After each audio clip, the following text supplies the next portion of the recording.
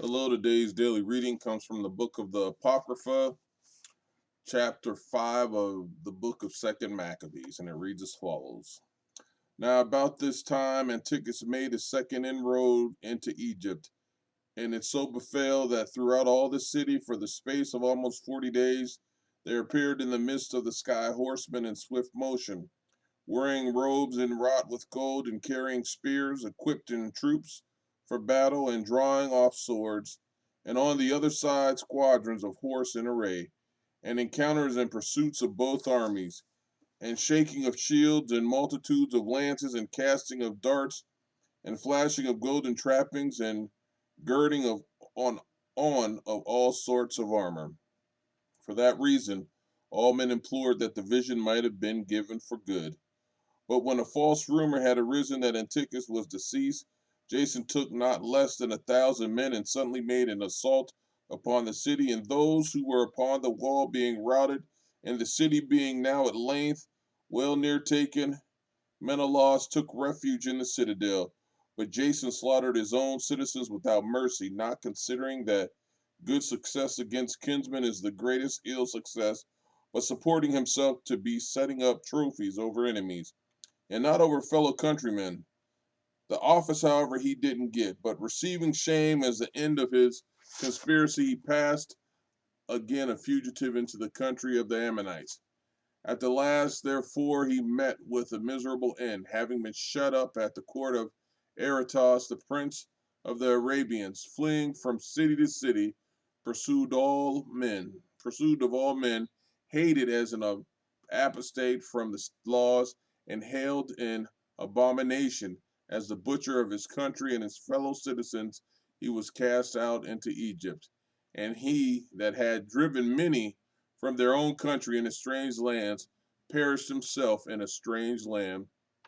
having crossed the sea of the Lacedaemonians, as thinking to find shelter there, because they were near of kin. And he that had cast out a multitude unburied had none to mourn for him, nor had he any funeral at all, or place in the sepulchre of his fathers. Now, when tidings came to the king concerning that which was done, he thought that Judea was in revolt, whereupon, setting up from Egypt in a furious mind, he took the city by force of arms, and commanded his soldiers to cut down without mercy such as came in their way, and to kill such as went up upon the houses. And there was killing of young and old, making away of boys, women, and children, slaying of virgins and infants, and in all the 3 days of the slaughter there were destroyed 80,000, whereof 40,000 were slain in close combat, and no fewer were sold than slain. But not content with this, he presumed to enter into the most holy temple of all the earth, having Menelaus for his guide, him that had proved himself a traitor both to the laws and to his country, even taking the sacred vessels with his polluted hands, and dragging down with his profane hands the offerings that had been dedicated by other kings to the augmentation and glory and honor of the place.